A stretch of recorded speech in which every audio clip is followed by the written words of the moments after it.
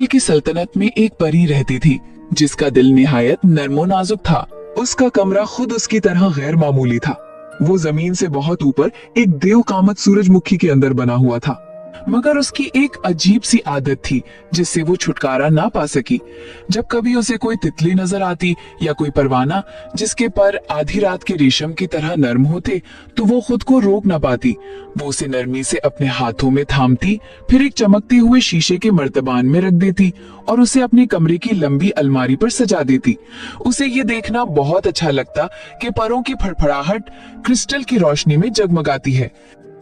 एक रोशन सुबह जब वो अपने सूरजमुखी के कमरे की खिड़की से बाहर झांक रही थी, उसकी करीबी सहेली एक शोख परी जिसके बाल काई की तरह सब्ज थे पर फड़फड़ाती हुई आई। मैंने एक बाग ढूंढ लिया है, उसकी दोस्त ने सरगोशी की। एक ऐसा राजदाराना बाग जहां आज तक कोई परी नहीं गई। खूबसूरत परी का दिल धड़कने लगा। मुझे वहां ले चलो, उसने बेताबी से कहा। उसके परों में इश्तियाक से लर्जिश दौड़ गई। उसने तेजी से अपने चमकते हुए शीशे के मर्तबान जमा किए और सूरजमुखी के तने के गिर्द लिपटी लकड़ी की घूमती सीढ़ियों से नीचे उतरने लगी। दो सहेलियां रवाना हुईं। जो रास्ते उन्होंने तय किए वो ऐसे थे जैसे परी ने पहले कभी ना देखे हों। एक रास्ता शीशे जैसे चमकदार कंकरों से बना था जो अंदर से रोशनी बिखेरते थे। एक और रास्ता उन फूलों से सजा था जो रेशम जैसी नर्म आवाज में राज सुना रहे थे। आखिरकार रास्ता खुलकर एक छुपे हुए बाग तक जा पहुंचा और वो मंजर क्या ही शानदार था। बाग फैलकर एक ख्वाब की मानंद दिखाई दे रहा था। फूल ऐसे रंगों में खिले थे जिन्हें शायद कभी किसी ने नाम ना दिया हो, नर्म गुच्छों की सूरत में। उनकी पत्तियां यूं झिलमिलाती थीं जैसे अंदर छोटी कंदीलें रोशन हों। मुड़ती हुई शाखों से मोती जैसे फल लटक रहे थे जो मीठा रस टपका रहे थे। फूलों के दरमियान नन्हे नन्हे कॉटेज छुपे हुए थे जो बांस और कलियों से बने थे। उनकी छतें पत्तियों और फूलों से बुनी हुई थीं, बिल्कुल ऐसे जैसे कुदरत ने खुद घोंसले बनाकर उन्हें तोहफा दिया हो। परी की आंखें हैरत से फैल गईं। जब वो आगे बढ़ी, बाग के ऐन वस्त में उसने एक कैफे देखा जो मुकम्मल तौर पर चमकते हुए सियाह और गुलाबी क्रिस्टल की टाइलों से बनाया गया था। अंदर नन्ही नन्ही मखलूकात जो खुम्बी से ऊंची ना थी, चाय पेश कर रही थी।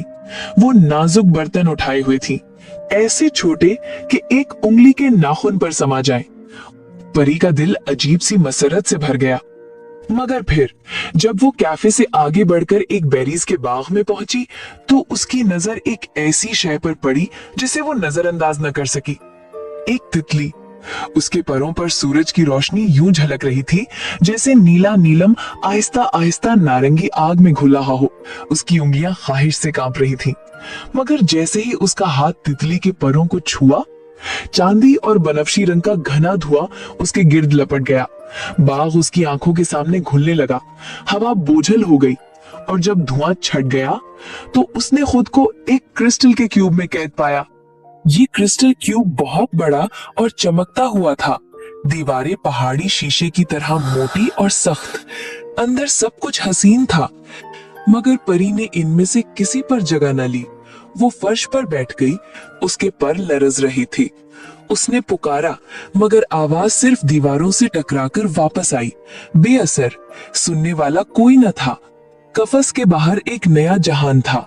नन्हे सियाह और जर्द मकान दरख्तों और फूलों पर जगमगाते जैसे कंदीले हों। उन घरों से बौने निकले, कद में उसके घुटने तक। वो गोल चेहरे लिए कफस के गिर्द जमा हुए, नजरें हैरत और शौक से भरी हुई। वो उसे ऐसे देख रहे थे जैसे कोई सितारा जमीन पर उतर आया हो। उनकी आंखों में अकीदत थी, मगर अल्फाज ने परी का दिल कांप दिया। हमने चुड़ैल से कहा था कि एक हसीन परी को क्रिस्टल में कैद कर दे ताकि हम हमेशा उसे देख सकें। वो हमारी है, हमेशा के लिए। परी की आंखों में आंसू आ गए क्योंकि उसी लम्हे उसने सच को पहचान लिया। यही कुछ वो खुद करती आई थी। हर तितली, हर परवाने, हर नाजुक जानदार को कैद करके उनकी आजादी छीन ली, उनके हुस्न की तारीफ की, मगर कभी न सोचा कि शीशे के पीछे रहना कितना अजियतनाक होता है। उसके आंसू मोतियों की तरह गिरे। दिल पछतावे और गम से लर्ज उठा। अचानक रोशनी छा गई। क्रिस्टल का कफस टूटकर चमकती किरणों में बिखर गया।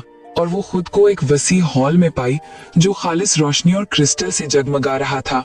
उसके सामने परियों की मलिका खड़ी थी। मलिका मुस्कुराई। अब तुम समझ गई हो, उसने नरमी से कहा। किसी को कैद करना, उसकी आजादी छीन लेना कैसा होता है? परी ने आंसुओं के साथ सर झुका लिया।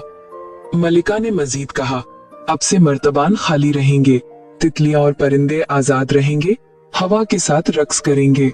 ये कहकर मलिका की रोशनी मध्यम हो गई। परी चौंक कर जागी। अपने सूरजमुखी के कमरे में क्रिस्टल अलमारी जगमगा रही थी, मगर सारे मर्तबान खाली थे। कोई पर, कोई कैदी न था। उसने खिड़की से बाहर देखा। तितलियां, जुगनू, सुंडियां सब आजाद हवा में झूम रहे थे, सूरज की रोशनी में दमकते हुए। परी के दिल में खुशी भर गई। अब कैद करने की नहीं, बल्कि आजाद परवाज देखने की। उस दिन के बाद वो बागों में मर्तबान नहीं ले जाती थी, सिर्फ अपनी हंसी, अपनी आंखें।